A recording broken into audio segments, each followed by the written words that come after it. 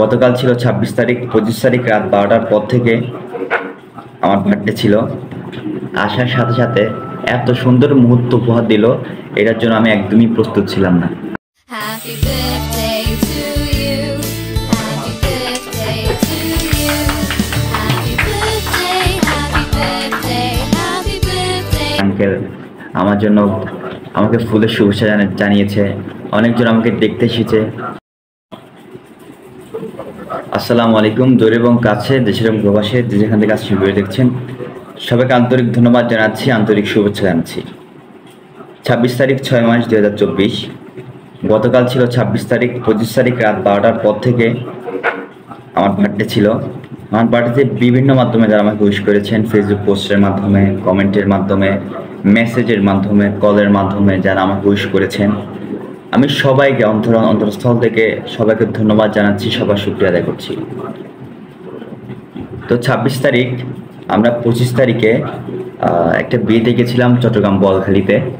তো বিয়ে থেকে আসার পথে হামজারবাগ, আমরা বিয়ে থেকে আসছিলাম সকাল 7টায়।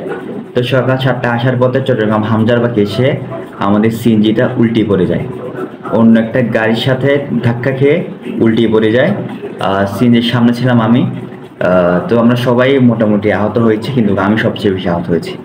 আমার হাতে পায়ে ব্যান্ডেজ, আমার হাতে এখানে অনেক ক্ষত হয়েছে, দেখতে পাচ্ছেন অনেক। আমার পায়ে ব্যান্ডেজ, আমি ফেসবুকে সবাইকে জানিয়ে দিয়েছি, হয়তো সবাই দেখেছেন। সবাই আমার জন্য দোয়া করবেন। আমার বার্থডে ঘিরে আমার অনেক প্ল্যানিং ছিল, অনেক আশা ছিল, আমি এটা করবো, এটা সারাদিন, বার্থডে সারাদিন, 26 তারিখ সারাদিন অনেক আশা ছিল, কিন্তু তার কিছুও হয়তো হয় নাই। তো 26 তারিখ ওখান থেকে আসার পরে মেডিকেল থেকে দুপুর 2টার দিকে চট্টগ্রাম উত্তর জেলা ছাত্রলীগের উপক্রিয়া সম্পাদক মোহাম্মদ আমার প্রিয় ভাই শরীফ মালিক বাবু ভাই কল দিয়ে বলতেছে যে আমরা তোকে দেখতে আসবো।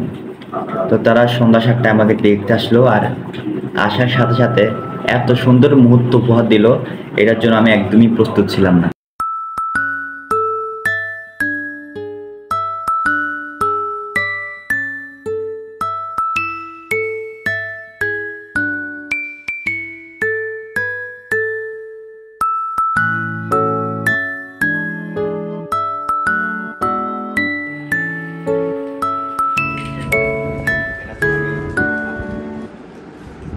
এটা বাদ তুমি আরেকজনকে দিয়ে দিও না।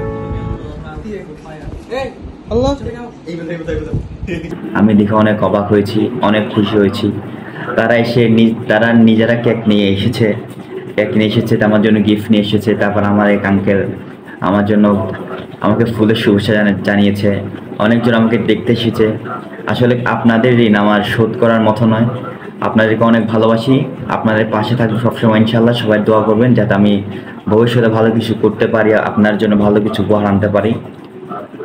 তো আমার কথাবার্তায় যদি কোনো ভুল ত্রুটি হয়ে থাকে সবাই মাফ করে দেবেন।